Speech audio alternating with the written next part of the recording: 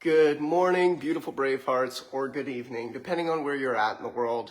I'm just finishing up in Sydney, Australia. I'm here for my last day, and then I'm going to be heading to Melbourne for the next 3 weeks to be doing personal treatments, a little bit of training, and then Christmas break for me, which is going to be nice. Going to get about 2 weeks off before we start the new year in Ixtapa, Mexico, for the New World Practitioner training, which entails of like the whole life coach, the Wolf non-surgical, and the pelvic restoration.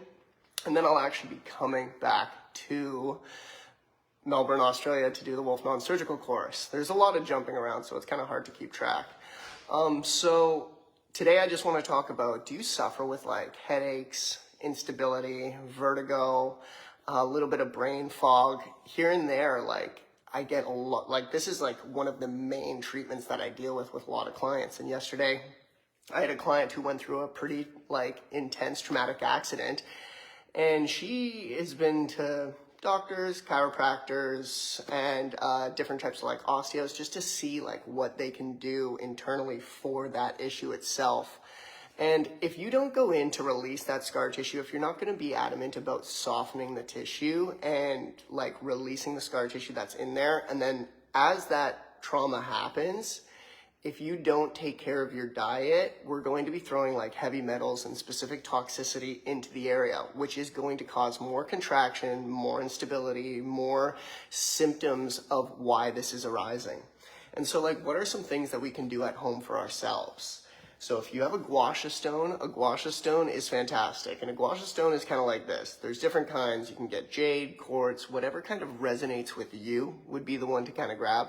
And they're pretty inexpensive. But if you don't have a gua sha stone, I recommend just taking, most people do have a shot glass in their cupboards, and it's going to be used for a different reason than what it is.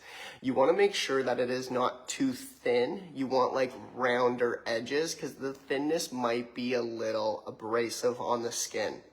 And so down on the back, I'm just going to turn around just for a moment. So if you feel the back of your skull, you have a ledge back here. That's going to be your occipital ledge. And right in the middle, you're going to feel a little bit of soft tissue, and that's going to be C1. C1 comes into the brainstem insertion. And our spinal fluid contains so much information of like having that like brain synapses firing throughout the day. So if you're not going to be like kind of adamant and you have neck or instability or a lot of tension up here, we know that things have started to slow down. It's not like they've come to a halt, but you're not getting the communication that you could. So I recommend getting some form of shot glass if you don't already have one, or a gua sha stone, as well as a clapper. Clappers are so fantastic for like after I go in and I kind of loosen up that tissue, it's going to stimulate the area. And so you're going to kind of take that gua sha stone and you want to feel for that occipital ledge. And on the sides here, behind our ears, we have these things called temporal bones. And those temporal bones can build up a lot of scar tissue as well. And so I generally will just kind of like feel out the back of my skull. And I've been through a couple different accidents. I used to race motocross, play rugby for a bunch of years. I did 5 years of Muay Thai kickboxing, Brazilian Jiu-Jitsu. So I've been hit in the head a few times. So I definitely do have scar tissue buildup. When I feel my temporal bones, I feel like my left one just kind of jolts out a little bit more than my right one. So as I go to do it, I don't want to be scrubbing back and forth. That's going to feel a little abrasive and it can kind of damage the skin. Think about like the way like a choo-choo train comes around, the wheels turn, or like when you kind of go in to scoop out ice cream or an excavator scoops out dirt. So I want to either be going one direction or the other. I don't want to push back and forth like I'm scrubbing it. So if I like flip it over, I'm lightly going, and it's not long movements, so don't drag along the skull. I'll show it a little bit up higher so you guys can see it. So if I had like, I do have a scar. So surfing accident when I was 11 years old. If I want to go in and work that, I'm slowly pushing one direction as I'm working on that scar. And this comes right close to my temple, and even just touching on that, like it's slightly sensitive, but go to what you can tolerate. It doesn't need to be agony. It doesn't need to be a lot of pain. So I just want to go to what I'm comfortable with, and it's loving work. And it's the same thing with the non-surgical. Some people are like, oh, the non-surgical seems so intense. I've seen videos of it. we work to what you can tolerate. Yes, we'll push your body a bit, but we find that kind of pain threshold and we hover around it, because people run through pain all the time. And it's like, you gotta like focus that pain is trying to tell you, I need to wake up in a specific area. I need to get to work. So pain in turn is your friend. It's saying, let's wake up, let's change the structure, let's start taking action because something is not functioning the way I want it to. So the scar comes from right about here to right about here. So I want to work up on the scar, I'm going to work down on the scar, I'm going to work back, and I'm going to work forward. I want to try to play all my directions with this gua sha stone or shot glass.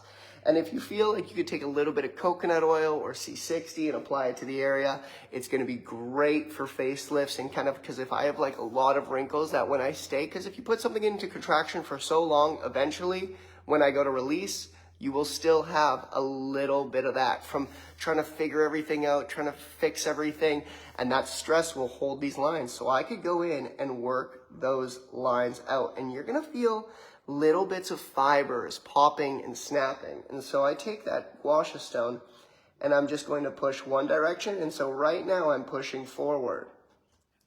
After I push forward just for a little bit, I'm going to pull up into it. And it's one motion. I'm not scrubbing back and forth. Then I want to flip it around just so I have a better hold on it. And now I'm going to pull down on it, and I'm feeling like these little fibers around the area snapping and popping right now, because what is a scar? A scar has tissue in it, and that scar tissue over time is going to mend and kind of cause quite a bit of contraction.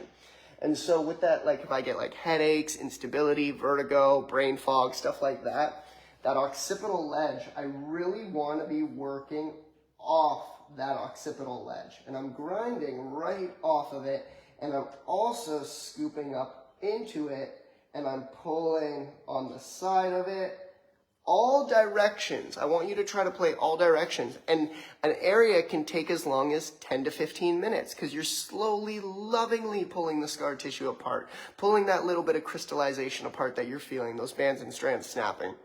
So gua sha stone is really important. If I feel like I have, because all my accidents, I've also broken my jaw when I was a little bit younger, and so I can scrape out, and if you feel like you get like double chin and jowls, I can scrape out along my mandible, and I can come below it.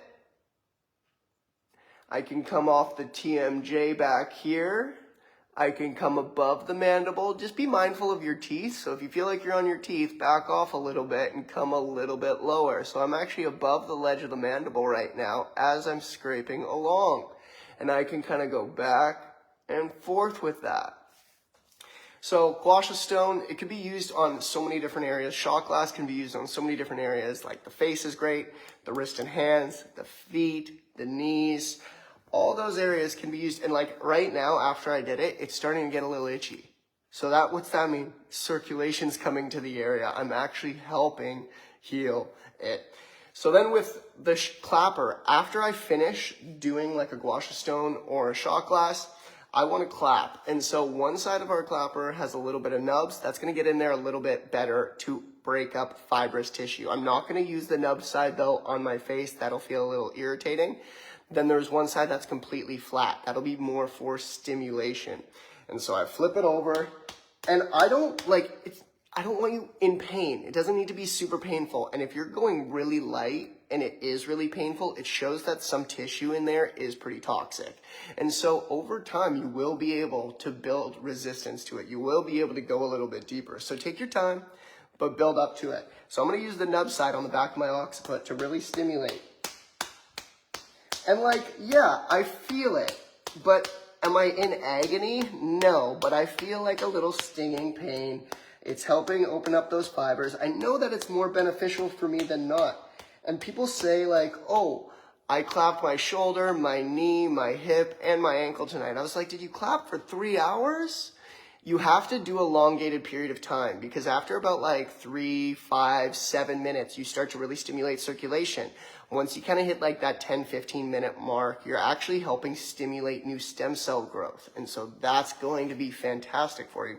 So start with the nub side on harder areas. So if I feel like my knee's kind of calcified or my hip, when I want to do like lymph areas, so like chest and abdomen, we want to use the flatter side a little bit just for the actual stimulation instead of going in and breaking up like a little bit of the fibrous tissue. So I was using that nub side, and you're going to do that for 5 to 7 minutes. After you've really clapped for 5 to 7 minutes with the nub side, you're going to flip it over, and then I'm going to use the flat side to stimulate a little bit more, and it'll feel more like it stings a little bit, and that is going to flush more circulation into the area. And so, like right now too, it's not just going to be dependent on what I'm doing, because I don't want to do just clapping, gua sha stone, a bunch of non-surgical. I want to focus on what my diet's like, because are you hydrating properly? Because the body is, your cells are 92% water. Your body's 70% water. Are you sprinkling some form of minerals, like some form of good sea salt, pink Himalayan sea salt, Celtic salt into your water to get that full absorption from it?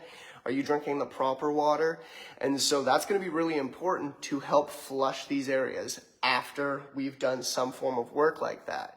And then where's your diet at? You can't be really on a high processed sugar, carbohydrate diet, because that is going to be putting some form of toxicity into the area. Really be adamant about like how many times do you go out and eat food that there's seed oils in it, that it's going to be kind of rancid, and it's going to put your body into contraction. It starts to shut things down because you're not truly meant to digest that. And so every morning, like I try to start my day off with a glass of black diamond water. And so our black diamond crystals is a microcrystal of humic and fulvic acid. That humic acid is going to help regulate your weight. It's going to help with the hormonal imbalances. That fulvic acid is going to pick up heavy metals and flush it out of the cells and help chelate nutrients into the cells. Is it good for hair growth too? I just saw that pop up. Yes, it will be good for hair growth, but could be multiple factors why the hair is not growing. Are you stressing out too much? Are you low on specific minerals? But the clapping and the gua sha stone, you're going to be stimulating an area that has lack of circulation in it. So it will help to some degree bring that back. And I've had people, it's like certain mineralization, certain diets that if you really do clap afterwards, you will have a full head of hair. If you're like a completely bald, like we got some work to do and maybe not. But like if I'm starting to get hair thinning and in certain areas like that, it's going to be really great for that. So I would start my day off with like daily cleansing tea, because that's just going to be a light daily cleansing tea to kind of pick up some of that stuff that I didn't flush out from maybe the day before because my bowels weren't moving too well or I ate a little bit heavier. And then I try to always make sure I have black diamond into my waters. And like right now, it's the best time to do it. We have a Black Friday sale going on, so like there's 20% off on most of the products. Go check it out, grab some products, benefit yourself, and start that healing process. Other than that, guys, I just want to say, I hope you all have a beautiful day. I will catch you in the next one. Thanks for joining.